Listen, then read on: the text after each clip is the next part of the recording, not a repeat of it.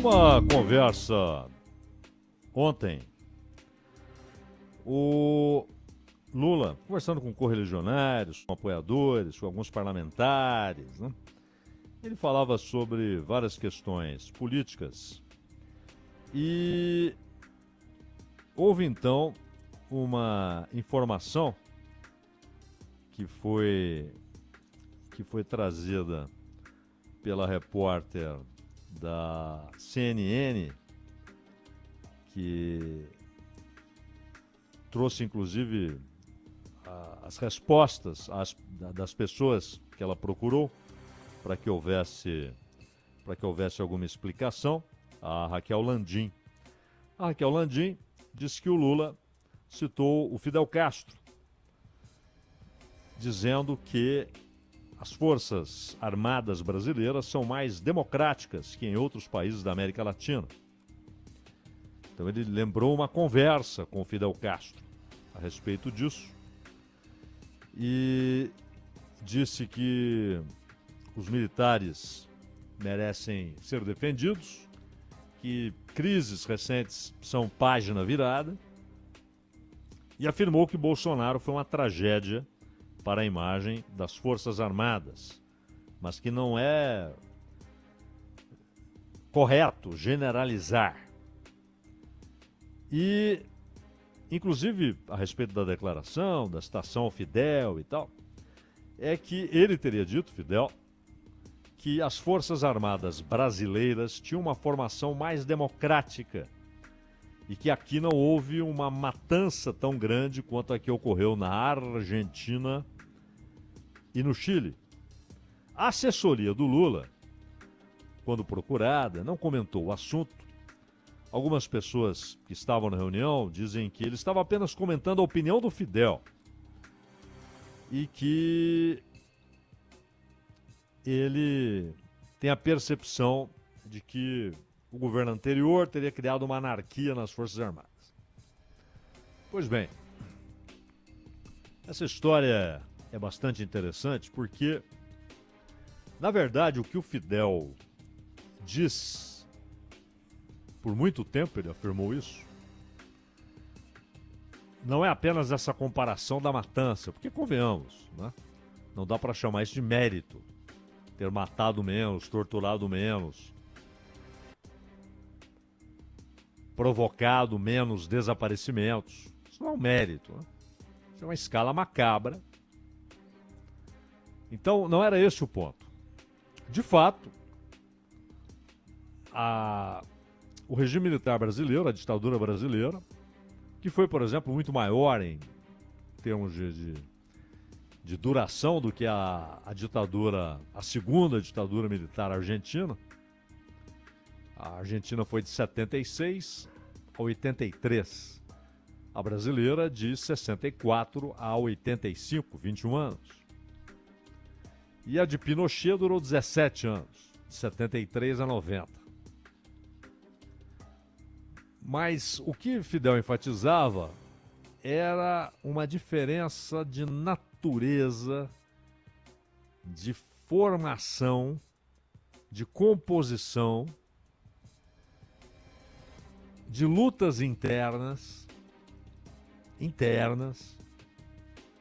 que fizeram da ditadura militar brasileira um fenômeno atípico e muito diferente da Argentina e da chilena, que também são diferentes entre si.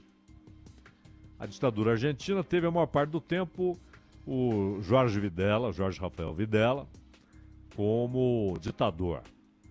Depois houve aquele período de decadência, uma tentativa derradeira de suspiro, de um corpo moribundo, que era a ditadura, com a invasão das Malvinas. A derrota militar, e é sempre bom lembrar que as coisas não devem ser misturadas, né? Uma coisa é saber que a invasão, que a entrada das forças argentinas foi uma tentativa do regime de prolongar sua duração. Agora, isso não desautoriza em nenhum momento, em nenhuma circunstância, a reivindicação histórica da Argentina de que as Malvinas são suas.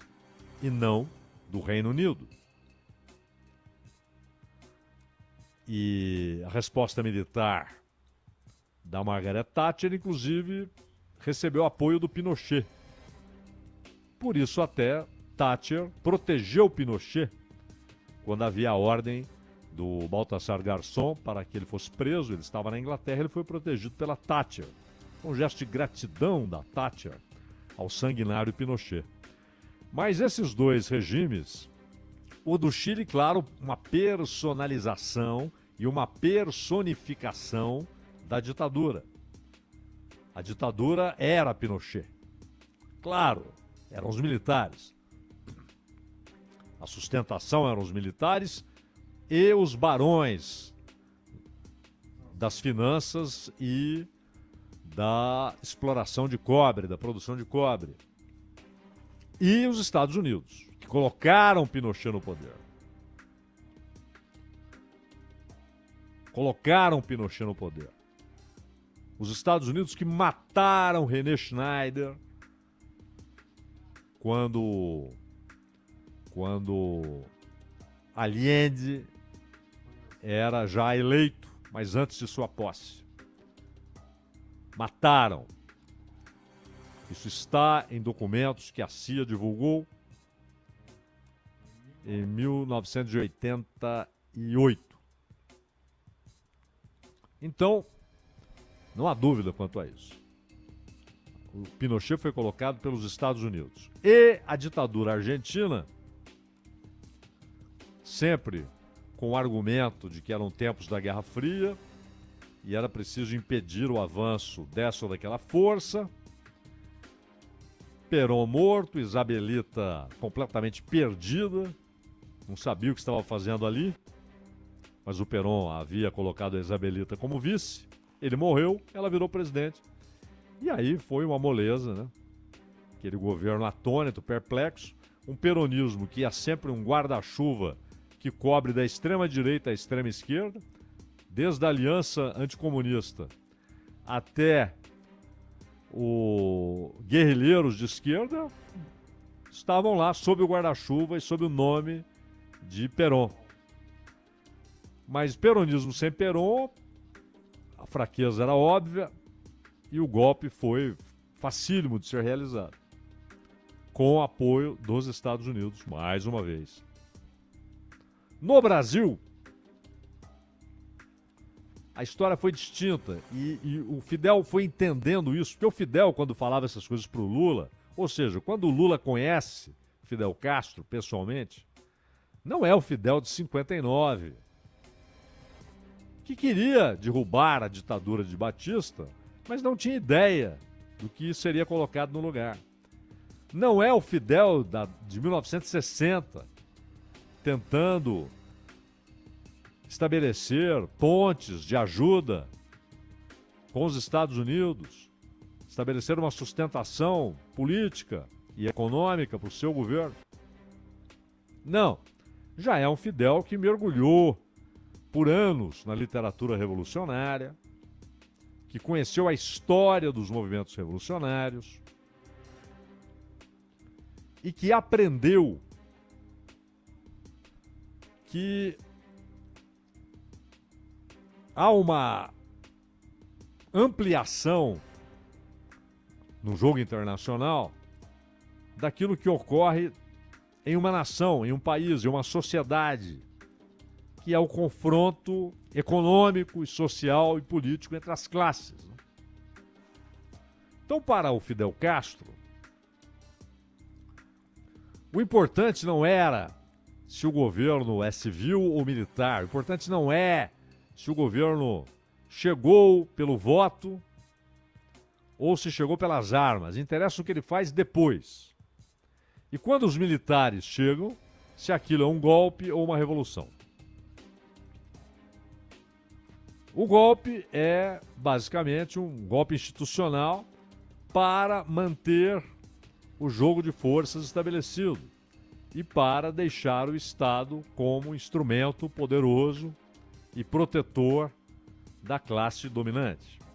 E a revolução é a inversão do predomínio de classes nessa luta.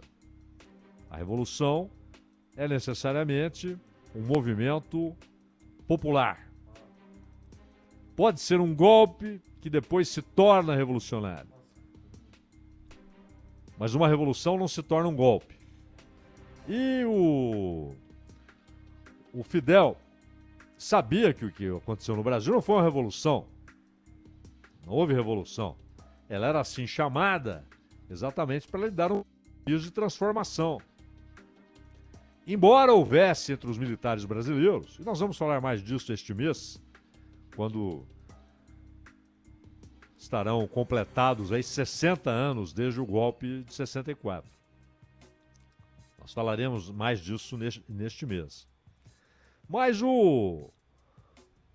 é interessante que aqueles que eram oriundos do movimento tenentista, eles sempre tiveram a ideia de que o Brasil precisava de uma transformação social, econômica,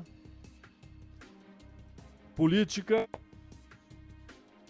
com centralização do poder para garantir modernização econômica, combate aos resquícios de feudalismo nos sertões brasileiros e combate ao controle da política nacional por senhores regionais. Isso moveu o tenentismo em grande medida. Só que o tenentismo tanto produziu o golpe de 30, também golpe, com Getúlio Vargas, mas também produziu a coluna Prestes. De um Prestes ainda aturdido, sem saber que caminho tomar, que foi conhecendo a miséria, passando por 12 estados brasileiros, na guerra contra as forças governamentais, e posteriormente, em 27, quando eles chegam à Bolívia, e muitos voltam para apoiar Getúlio e se tornam interventores nos estados. Muitos militares, inclusive em São Paulo, se tornaram interventores. A maioria dos interventores vinha do movimento tenentista, assim chamado, porque eram oficiais de baixa patente, mas havia capitães, o próprio Prestes era capitão. E o Prestes nunca aderiu, embora depois tenha, um grave erro, aliás, tenha apoiado o Getúlio e até defendido a permanência do Getúlio em 45. Um grave erro. E claro, com a sua amargura pessoal de apoiar alguém que havia matado Olga Benário, sua esposa. Matado porque entregou Olga Benário de bandeja para os nazistas, uma judia comunista procurada pela polícia alemã e que foi, claro, assassinada pelos nazistas, embora o bebê tenha sido preservado, a menina tenha sido mantida com vida. Graças a Deus, sobreviveu ao terror da canalha nazista. Mas o fato é que o que aconteceu em 64 reunia diversos grupos. Os americanófilos, aqueles que eram fortemente influenciados pela Academia Militar dos Estados Unidos, lá estudaram, lá aprenderam, tiveram contato, alguns deles tiveram contato com oficiais americanos durante a Segunda Guerra, inclusive Castelo Branco. E havia os nacionalistas e estatizantes, que inclusive não gostavam da ideia de uma forte entrada de capital externo no Brasil. Quem se enquadra nisso? Ernesto Geisel. Geisel e Castelo Branco foram, de certa forma, os dois extremos ideológicos dentro do governo militar. O Castelo Branco, embora quisesse que a eleição se realizasse em 65, não teve força política para isso. O Costa e Silva foi responsável pelo AI-5, mas não tinha uma marca ideológica do ponto de vista de economia política e de relações internacionais. O Médici expressou o momento de maior repressão, assassinatos, tortura, perseguições, quando o Estado se torna criminoso dia após dia. E o Geisel foi uma figura à parte. Ele enfrenta, em alguma medida, o aparelho clandestino de tortura. Quando morre o Herzog, ele afasta o comandante do Segundo Exército, ele o substitui, ele entra em choque com o Silvio Frota, que tinha muito poder nos quartéis e particularmente no Segundo Exército. Há uma reunião em que o Silvio Frota diz que eram, com o Geisel presente, diz que eram mentiras, que houvesse incompatibilidades e que o respeito ao presidente era algo intocável. Porém, em 76 matam Manuel Fiel Filho, operário, e aí o Geisel pega o avião, vai para São Paulo. Ao mesmo tempo, começa o movimento para fazer de Silvio Frota o sucessor de Geisel. Silvio Frota era linha dura, era contra a ideia de abertura, de distensão prometida pelo Geisel. E teve apoio até dentro do MDB, o esquisitíssimo MDB. Houve gente que apoiou Silvio Frota. E o Silvio Frota e os que o seguiam chegaram a pensar na possibilidade de derrubar o Geisel. Mas o Geisel ganhou a parada. Militar experiente, acostumado como chefe de gabinete militar, de governo civil, de governo militar, presidente da Petrobras. E o Geisel venceu aquela parada. Mas por que isso chamou a atenção do Fidel? Por duas atitudes do Geisel em política internacional. O Geisel não teve a força e talvez a coragem para reatar as relações com Cuba. Mas Geisel era da turma dos militares anti-americanos, que viam com desconfiança os Estados Unidos e detestavam a ideia de tornar o Brasil um mero quintal das políticas americanas. Tanto que Severo Gomes, que morreu naquele acidente de helicóptero em que também faleceu Ulisses Guimarães, em 92, Severo Gomes foi ministro dos dois, do Castelo e do Geisel. Mas com o Geisel, ele tinha uma participação maior no desenvolvimento industrial. E Severo Gomes pensava como o Geisel. Ele tinha muita desconfiança em relação ao capital externo. Entrou em embates com o Mário Henrique Simonsen por isso. Mas o Geisel acabou dando razão ao Severo Gomes. E o Severo Gomes comanda uma delegação que vai a Cuba em 77 participar, na verdade, de um encontro a respeito de mercado de açúcar.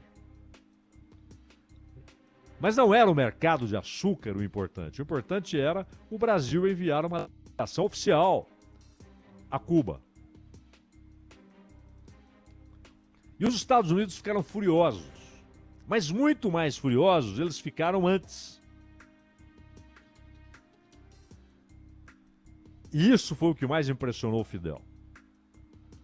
Repito, Fidel tinha claro, como qualquer pessoa que se debruça sobre o assunto, que não houve uma revolução em 64, houve um golpe de Estado.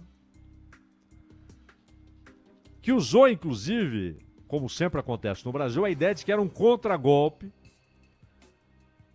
que estaria sendo organizado pelos sindicatos, pelo Partido Comunista, que teriam se apoderado do governo João Goulart, uma tremenda cascata. E as reformas elementares, né? Reformas capitalistas. Reforma agrária, por exemplo, é uma reforma capitalista, né? Que só faz sentido onde há uma economia capitalista. Onde há uma economia socialista, não há por que fazê-la. Né? Mas Isso foi usado, reformas elementares foram usadas, né? Mas o objetivo era atender à política externa dos Estados Unidos e, claro, a pressão do baronato nacional. Mas isso não... O fato de ter sido um golpe dirigido, inspirado desde os Estados Unidos e da sua embaixada em Brasília, isso não muda o fato de que foi um governo, de que foi um regime com períodos muito distintos em economia, em política e em relações internacionais. No governo Geisel, sim, houve tortura. É verdade também que, por outro lado, o Geisel, quando chega a primeira medida, é afastar o comando do Doicode em São Paulo. Ustra foi afastado pelo Geisel, assim que ele chegou à presidência. Aliás, antes no período final, último mês do governo Médici, o Geisel já determina o afastamento do Ustra. Aliás, ainda hoje há nas Forças Armadas essas divisões, né? Há inclusive os que idolatram o Ustra.